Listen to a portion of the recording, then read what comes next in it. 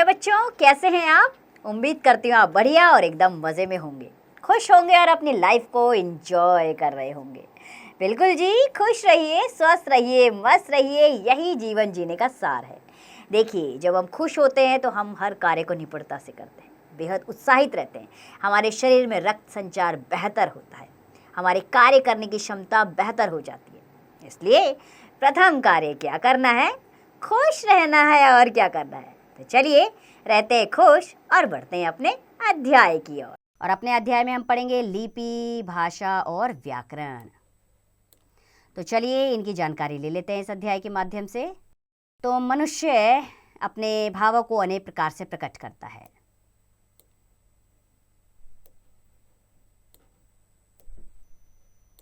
जैसे कि हॉर्न बजाना, हाथ से इशारा करना, घंटी बजाना और सीटी बजाना। तो इन सभी तरीकों से हम अपनी बात दूसरों तक पहुंचाते हैं, परंतु ये सब संकेत हैं। इन्हें भाषा नहीं कहा जा सकता। शब्दों के द्वारा भावों का आदान प्रदान ही भाषा है।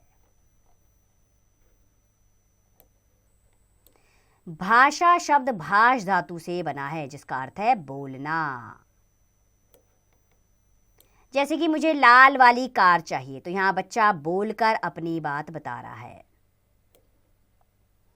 तो बच्चों, भाषा में मुख से बोलकर अपनी बात प्रकट की जाती है तथा सुनकर दूसरों की बात समझी जाती है। भाषा का मूल रूप है। दिए गए चित्र में दो लड़कों के बीच जो बातचीत हो रही है, इसको भाषा कह सकते हैं। दूरस्थ व्यक्ति तक हम अपने भाव या विचार लिखकर पहुंचा सकते हैं तथा पहचान कर दूसरों के भाव समझ सकते हैं। भाषा वह माध्यम है, यानी कि साधन है, जिसके द्वारा हम बोलकर, सुनकर, लिखकर या पढ़कर अपने भावों व विचारों का आदान प्रदान करते हैं। आइए भाषा के रूप की ओर चलते हैं बच्चों। तो भाषा के दो रूप होते हैं, मौखिक भाषा और लिखित भाषा। सबसे पहले हम मौखिक भाषा के बारे में जानेंगे। तो हम मुख से बोलकर जिन संकेतों से अपनी बातों को अन्य लोगों तक पहुंचाते हैं अथवा उनकी बातों को समझते हैं, उसे मौखिक भाषा कहते हैं। जब अध्यापक कक्षा में कोई बात समझाते हैं अथवा किसी विषय पर भाषण देते हैं, तो उस समय वे मौखिक भाषा का प्रयोग करते हैं।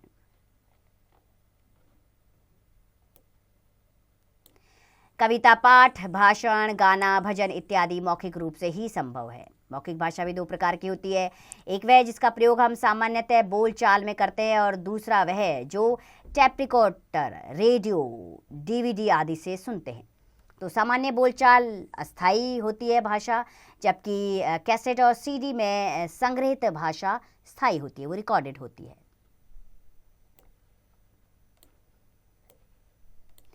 अब आते हैं हम लिखित भाषा पर। तो बच्चों, जब हम मन के भाव को लिखकर अथवा पढ़कर समझते हैं या समझाते हैं, उसे लिखित भाषा कहते हैं। इस प्रकार जो पुस्तकें हम पढ़ते हैं वह भाषा का लिखित रूप है। परीक्षा में प्रश्न पत्र हल करने में, पढ़ाई का कार्य करने में या पत्र लिखने में लिखित भाषा का ही प्रयोग किया जाता है। इसके अतिरिक्त दुकानों के नाम पट, मार्गदर्शक, पट्टिका, poster, banner, station, bus stand, न्यायालय, अस्पताल आदि सभी स्थानों पर उनके नाम लिखे होते हैं, जिन्हें पढ़कर हम जानते हैं कि वे क्या है। चलिए हिंदी तथा अन्य भाषाएं जान लेते हैं। तो पूरे विश्व के सभी देशों में कोई ना कोई भाषा अवश्य बोली जाती है। जिस देश में जो भाषा अधिक बोली जाती है, वही भाषा उस देश की राष्ट्रभाषा होती है। इन सभी भाषाओं में अंग्रेजी, अरबी, चीनी, जापानी, पुर्तगाली, जर्मन, रूसी, स्पेनिश, फ्रांसीसी, हिंदी आदि प्रमुख भाषाएं हैं। अंग्रेजी भाषा विश्व में सर्वाधिक जनसंख्या द्वारा बोली जाने वाली भाषा है। हिंदी भाषा भारत के अधिकांश राज्यों में बोली जाती है। विश्व में बोली जाने वाली भाषाओं में अंग्रेजियों के बाद सर्वाधिक हिंदी भाषा है। भारत के प्रत्येक राज्य की अपनी अलग अलग भाषाएं हैं, जिनकी संख्या लगभग 22 है। इसके अतिरिक्त कुछ अन्य स्थानीय भाषाएं भी बोली जाती है। इनमें से केवल हिंदी भाषा को ही 14 सितंबर 1949 को राजभाषा का दर्जा दिया गया और सरकारी कामकाज में हिंदी का प्रयोग आरंभ किया गया। भारत के कुल राज्य पूर्ण हिंदी भाषी हैं, जैसे उत्तर प्रदेश, उत्तराखंड, बिहार, मध्य प्रदेश, हरियाणा, हिमाचल, उत्तर प्रदेश, मध्य प्रदेश और राजस्थान, दिल्ली, छत्तीसगढ़ और झारखंड आदि।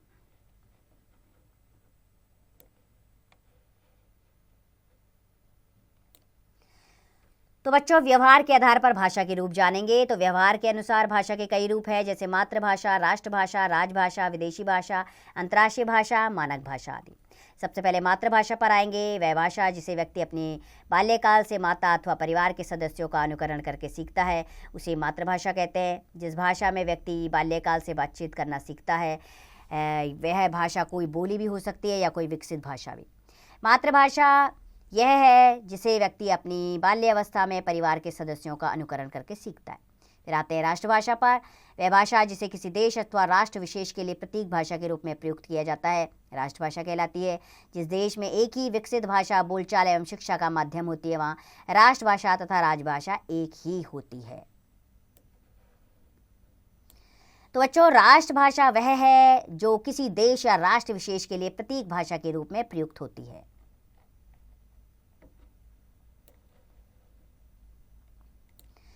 अब आते हैं राजभाषा पर। तो वह भाषा जो कार्यालय तथा राजकाज के प्रयोग में लाई जाती है राजभाषा कहलाती है। हमारे देश की राजभाषा अंग्रेजी और हिंदी दोनों है, परंतु अलग अलग राज्यों में बोली जाने वाली भाषाएं जैसे पश्चिम बंगाल की बांग्ला, पंजाब की पंजाबी, महाराष्ट्र की मराठी, असम की असमिया, ओडिया की उड़ीसा, तमिलनाडु की तमिल आदि इन राज्यों की राजभाषा है। मध्य प्रदेश, हरियाणा, बिहार, उत्तर प्रदेश, हिमाचल प्रदेश, राजस्थान आदि राज्यों की राजभाषा हिंदी है।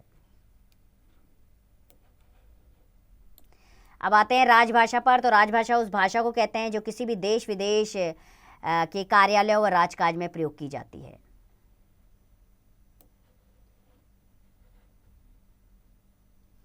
अंतर्राष्ट्रीय भाषा। तो वह भाषा जिसे विश्व स्तर पर बोला तथा समझा जाता है उसे अंतर्राष्ट्रीय भाषा कहते हैं। यह गौरव अंग्रेजी, फ्रेंच तथा अरबी भाषा की मुख्य रूप से इनको प्राप्त है। अंग्रेजी भाषा विश्व के अनेक राष्ट्रों में राष्ट्रभाषा तथा राजभाषा के रूप में प्रचलित है। ब्रिटेन, ऑस्ट्रेलिया, न्यूजीलैंड, कनाडा, संयुक्त राज्य अमेरिका, ब्रिटिश गयाना आदि देशों की राष्ट्रभाषा अंग्रेजी ही है। तो बच्चों, अंतर्राष्ट्रीय भाषा वह भाषा है जो विश्व स्तर पर बोली और समझी जाती है।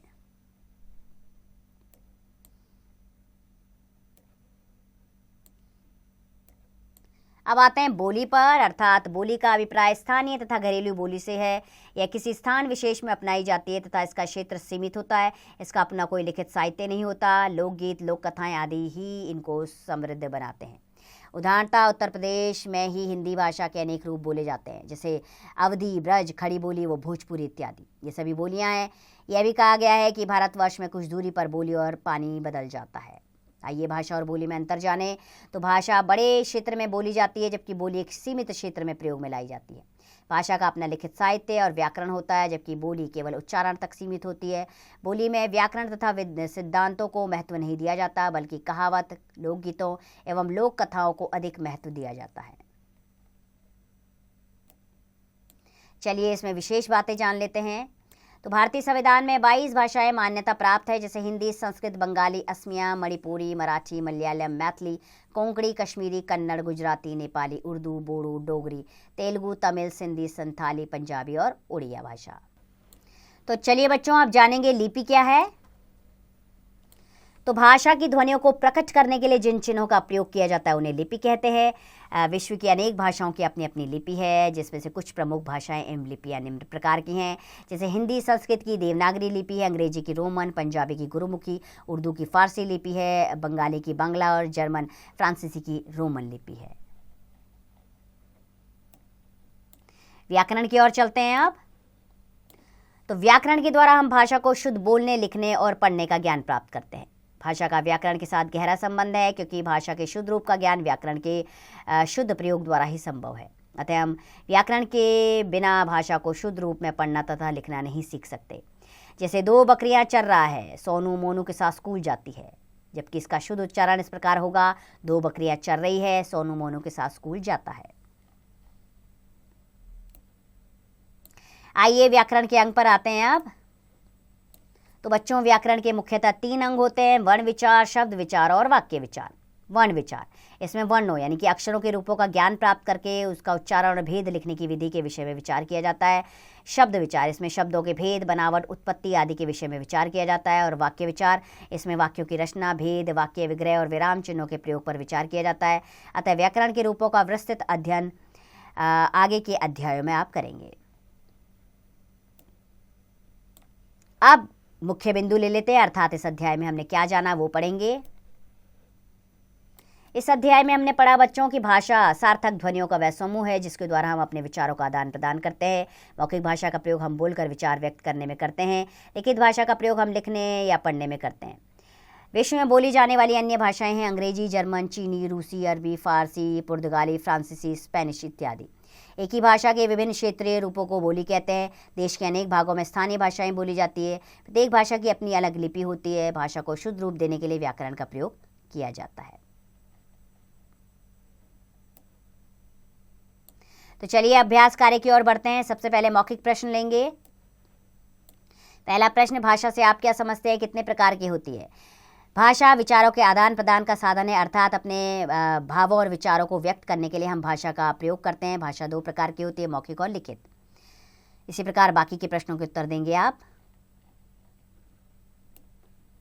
अब हम लिखित प्रश्नों की ओर चलेंगे। भाषा के रूप होते हैं 2, 3, 4, 5। 2, हिंदी को राजभाषा का दर्जा दिया गया है 14 सितंबर 1949 को। पहला वाला विकल्प सही है।